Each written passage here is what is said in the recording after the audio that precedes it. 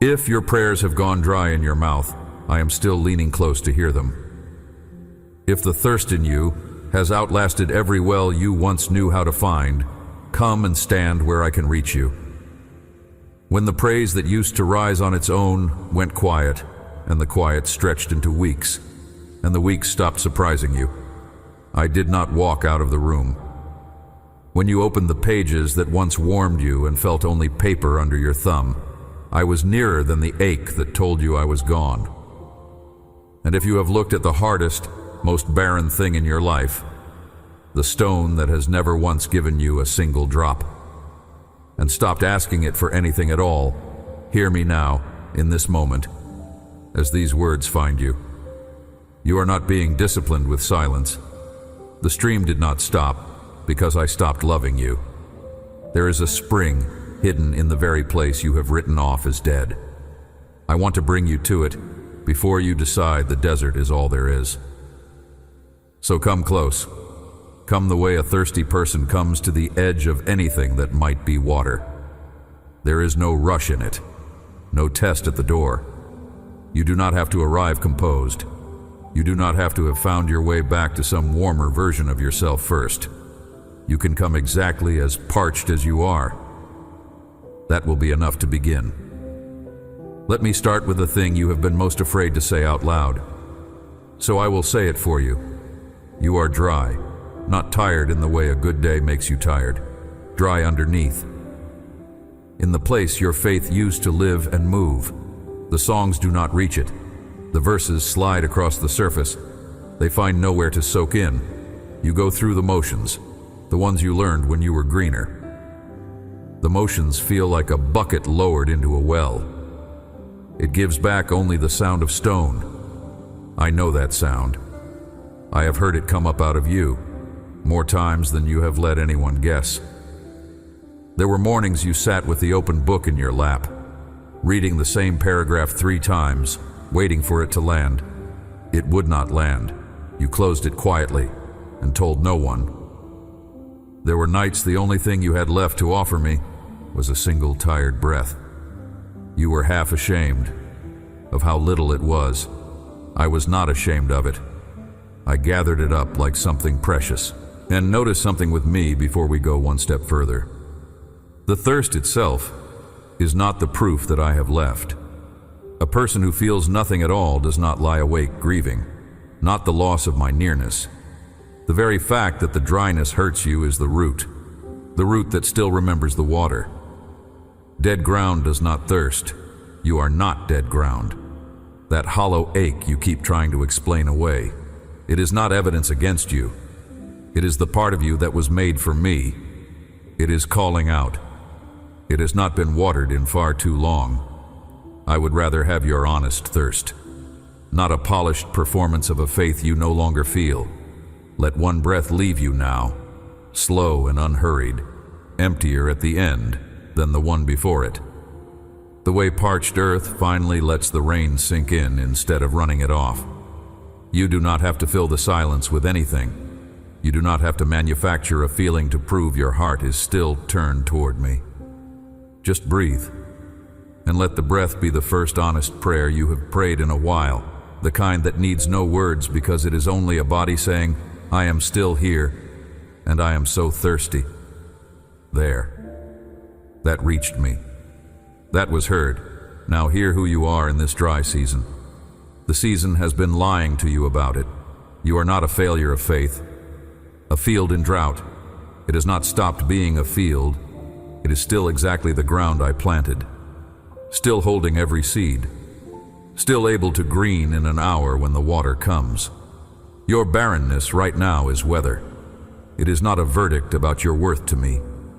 It is not the final word about what your life will grow. The one who has not felt me in so long that they have started to wonder if they ever really did. You are not further from me than the greenest believer in the warmest season of their life. You may be closer. Nearness to me was never measured by how much you feel.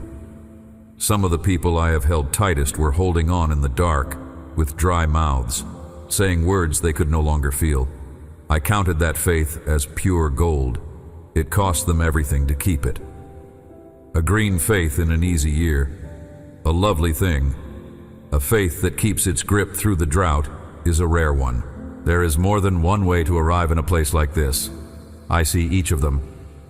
The one whose praying grew shorter and shorter across the seasons, until it thinned to a single word, thrown up at the ceiling before sleep. I am not disappointed by the short prayer. It costs a parched person more to say one dry line, more than it costs a rested one to say 100. The one who reads and feels the words go flat, who used to weep over a page and now closes the book unmoved, and wonders what broke. Nothing in you broke that I cannot mend. The one who leads others, who stands up front and helps thirsty people find water while carrying a private drought no one has guessed at. I saw the gap between what your hands were doing and what your heart had left. I did not think less of you for it. The one who sits among a crowd that seems to be drinking freely and smiles and lifts empty hands and goes home hollow. I was not fooled by the smile. I was not ashamed of the emptiness. You have been treating your dry season like a secret sin to hide. It is not a sin. It is a stretch of wilderness. Even my most beloved ones have had to cross it. Prophets crossed it. The ones who wrote the songs you still sing crossed it. Some of them wrote their truest lines from the middle of it with cracked lips. I know the small evidence of it that you carry alone. There is the journal that used to fill with your heart. Now it sits open to a blank page you cannot find words for. There is the quiet hour you once set aside that slowly got smaller, then got skipped. You stopped feeling guilty, and that not feeling guilty scared you more than the skipping did. There is the moment in the middle of a busy day when a hunger for me rises up out of nowhere, sharp and sudden, and then it is gone before you can answer it. You are left wondering whether you imagined it. You did not imagine it. That was the root reaching for the source. I felt it the instant it happened. None of these things marked you as far from me. They were the flares your own thirst was sending up. I saw every one. I know, too, about the moment you needed to feel me most and felt nothing. The night the news came, or the loss landed, or the fear stood over your bed, you reached for the nearness, the one that had carried you before. Your hand closed on empty air. That is the drought that frightens a person more than any other. Not the dry, ordinary weeks, but the dry hour of real need, when the well you always counted on gives back only echo. Hear this plainly. You may have secretly believed the opposite ever since. I was not absent that night. Felt nearness and actual nearness are not the same thing. The enemy of your soul has worked hard to convince you they are. I was holding you. Through the very hour you could not feel me holding you. The numbness was the wound, not the withdrawal. And I know where so much of this landed on you, in the rooms where you were pouring yourself out for everyone but yourself. You are the one others come to when their own wells run low. You hold the family together, with a steadiness that no one has ever once named as courage. You refill everyone else's cup at the table, and forget whether you ever poured your own. You carry the worry for a child who is struggling, the ache over a parent who is fading, the low, constant hum of 100 obligations. You carry all of it while your own inner ground has quietly gone to dust. You pray over other people's doors and other people's fears. You are the strong one, the reliable one, the one who always seems to have a little more to give. So the dryness deepened without anyone seeing it under all that giving. The well you were drawing from was your own fading memory of me instead of me. And memory alone, however sweet it once was, cannot stay wet forever. A person can run on the remembered taste of water for a long time, but the day comes when remembering is not enough. You have to be led back to the source itself. I watched that day arrive in you. I watched you keep serving from a dry place and calling it faithfulness. There was real faithfulness in it. I will not scold you for it. But I did not make you to be an endless spring for everyone else while you slowly turned to sand. You were made to drink too. You were made to be filled too. The care you pour out was always meant to overflow from a full place, not to be scraped up off the bottom of an empty one. Think, for a moment, of the ones who cross real deserts. They know that country in a way the rest of us never will. They do not despair at the sight of dry stone, not the way a stranger would. They have learned to read the land. They know a certain kind of green, low in a crevice. It means water is near the surface. They know to dig at the base of a cliff, where the runoff would have gathered and sunk. They know the driest-looking rock can be hiding the coolest spring. They have staked their lives on it more than once. I am asking you to learn to read your own wilderness. Like that. To stop seeing the barren place as simply barren. To look at the hardest surface in your life and wonder for the first time in a long while whether there is water waiting just behind it. Because that is where I want you to look now. At the hardest place in your life, the one you have already decided is a dead end. Maybe it is a person who has not softened in years. A relationship set as hard as a boulder in the road. One you have stopped praying about, because praying only reopened the disappointment. Maybe it is a situation that has stood immovable so long you have quietly filed it under never. Maybe it is a sealed room in your own heart, a hope you buried because keeping it alive hurt more than letting it die. You have stared at that stone until you cannot picture anything living ever coming out of it. That is the exact kind of place I am talking about. Not the soft, promising ground where anyone would expect a spring. The rock, the last spot on earth a thirsty person would ever think to dig. That is where I have made a habit of breaking water loose, so that no one could mistake it for anything but me. Stay here a moment, right in the middle of this, because I want to give you something to hold, and not only to hear. Rest the flat of your hand lightly over your throat, over the narrow place a swallow passes through. This is where thirst is felt first. It is where a prayer has to climb up out of you on its way to me. Feel how tight it has gone, how long it has been since anything moved through it easily. Now, without straining, let one word form there, low and dry, so low that only I could hear it. It does not have to be beautiful. It can be the truest word you own right now, even if the word is only help, or here, or thirsty, or my name said once into the quiet. Say it the way water first moves through cracked ground, slow, small, and enough. That single word, forced up through a dry throat, reaches me. Faster than a full choir on an easy day, I have been waiting on it, not because I needed the sound, but because I wanted you to remember your own voice could still find me. The muscle of prayer has not died, not in you. It has only gone unused. One word is how it begins to move again, and if that is exactly where you are, if the honest word that came up was thirsty, you can leave it down in the comments. Not for anyone else to read, just as one true thing set down after a long silence. Sometimes, a heart needs to hear itself admit the dryness before it can believe there is water on the way. You are allowed to say you are running on empty. Admitting it is not the opposite of faith. It is the doorway back into it. Now let me reach for the belief that has kept you from the spring, and let me be gentle with it. You did not come to it carelessly. Somewhere back there, disappointment became a teacher. It taught you fast.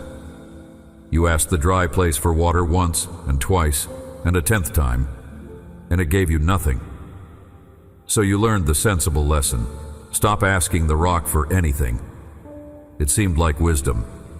It felt like protecting yourself from one more letdown. You did not build that rule, not out of some lie about who I am. You built it yourself quietly, out of real years. Years when hoping out loud only seemed to leave you thirstier than before. I understand the rule. I even honor the wound it grew from. It was a way of surviving a long drought. It kept you upright, when you badly needed to stay upright. But a rule made in one dry season does not know how to recognize the day the water is finally ready to break. It keeps guarding you against a disappointment that has already changed its mind. And that is the day you are standing in now. Whether or not it yet feels like it, and there is a quieter belief tucked underneath that rule. The one you would never say to another soul. You have half decided the drought is your fault. That somewhere you did something, or failed to do something, and this dry stretch is the bill coming due. So you have stopped coming close, the way a person avoids the one they think they have let down. Let me pull that thorn out gently. Dry seasons are not always discipline. They are rarely the punishment you assume. Sometimes the ground simply goes dry for a while in a world still bent and broken. And the dryness is not a sentence I passed on you. My best loved ones walked through wilderness that had nothing to do with sin. They were led there, kept there, and fed there. If your first instinct is to read your drought as evidence that I am finished with you, that instinct is a liar. I do not send rain only on the deserving. I never have. Here is the turn your dry season has kept you from making. You have been treating my silence as my absence. They are not the same thing. A well can be full and still and utterly silent, with a person dying of thirst right beside it, simply because no one ever told them the water was there. The stillness you have read as rejection has been something else. The whole time, it has been the deep quiet of a spring, not yet struck open.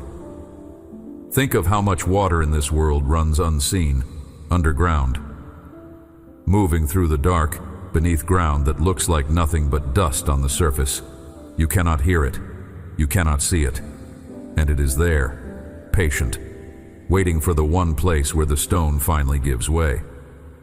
What if the thing you have been calling abandonment was the patience of water waiting under rock for you to stop walking past it? Let me read you something that was written down long before your dry season began. For people whose thirst had gone past their strength. They were in a wilderness with no water anywhere in sight, no reasonable hope of any. They had begun to believe they had been led out into all that emptiness to die. They looked around at cracked ground and bare stone. They had already begun saying their goodbyes. And then the ground they thought was cursed became the very place their rescue came from. This is the line. I want you to hear every word of it. Psalm 78:15. He split the rocks in the wilderness and gave them water as abundant as the seas. Read it slowly with me.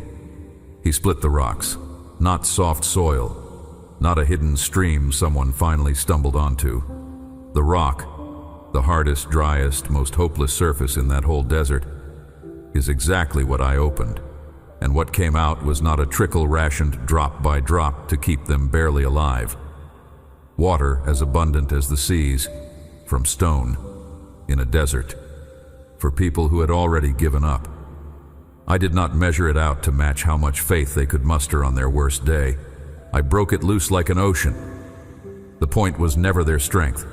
The point was that when water comes pouring out of a rock, no one can pretend it came from anywhere but me. A stream in a green valley you might credit to good fortune. A flood out of dry stone leaves only one explanation.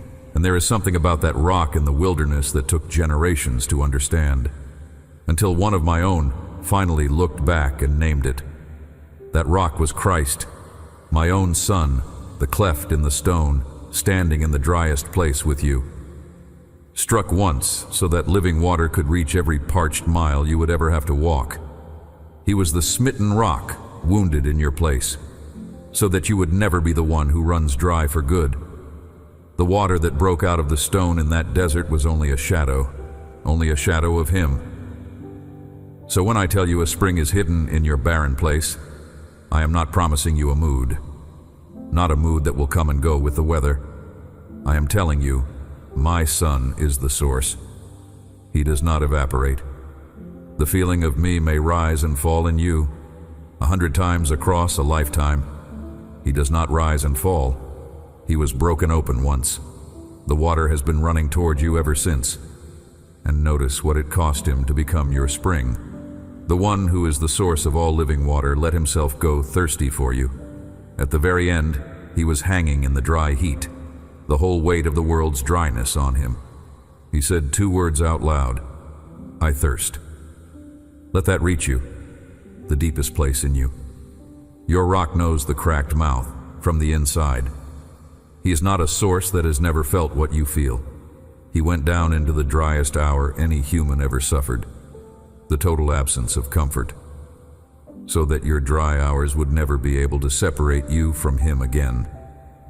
When you tell me you are thirsty, you are not speaking to a stranger to thirst.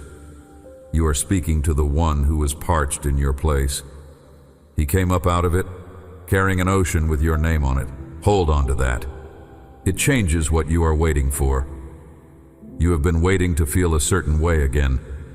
You have been measuring my presence by whether the feeling has come back. But the spring in your wilderness is not a feeling. It is a person. And he has already given himself to you completely, whether your senses register it on a given morning or not. Feelings are the weather that moves over the land. He is the water table underneath, steady, unhurried, there in the dry months exactly as much as in the green ones. When the feeling returns, and it will, receive it as a gift and not as a wage. And when it has not yet returned, do not conclude that the water is gone. Learn to trust the source beneath the surface, more than the mood on top of it. That is what it means to drink from Christ, instead of from your own good days. Look back now at the question you have carried into this whole message.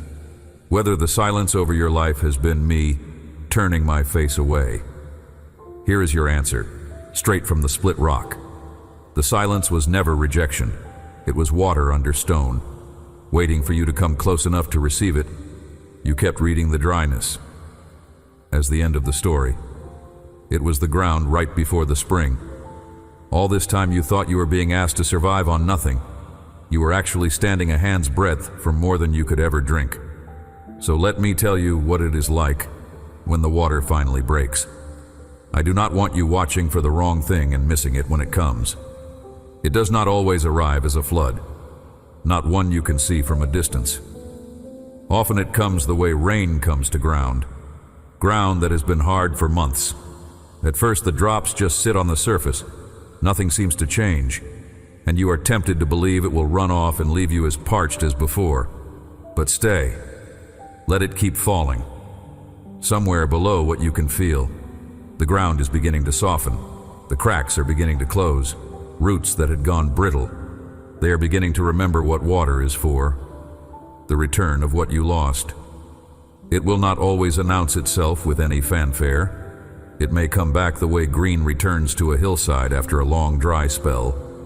Quietly, from underneath, in a corner you were not even watching. Until one ordinary morning you notice something is alive in you again, something you were certain you had buried for good. Let the hand you have been holding tight fall open for a breath, palm up, the way you would hold it out under the first drops of rain after a long, cloudless stretch. You might feel the water first as one line of an old song that suddenly has weight again. You might feel it as a prayer that comes without effort for the first time in longer than you can remember. You might feel it as tears you did not plan, in a moment that did not seem to warrant them, which is only the ground finally soft enough to let something through. Do not rush to explain those moments away. Do not weigh them against how you felt at your most fervent years ago and decide they do not count. Each one is the spring reaching you. Receive it small before you demand it large, and it will grow. There is a difference worth learning to feel between a cistern and a spring. You have been trying to live off the wrong one. A cistern is something you fill yourself, carrying it in bucket by bucket. It holds only as much as you manage to pour in. And in a drought it drops lower and lower until it cracks and leaks out through the bottom. So much of your tiredness comes from trying to be your own cistern, hoarding a little stored-up sense of me and rationing it out, terrified of the day it runs empty. But I never asked you to be a cistern. I offered you a spring, fed from somewhere far beyond your own supply, flowing, whether you are strong that day or not.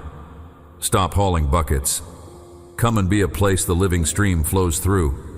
not a tank you are forever trying to keep from going dry. The difference between the exhausted faith and the resting one is exactly this. One is guarding a cistern. The other has found the spring. Here is a way to come back to the water. You can carry it into the plainest days ahead of you.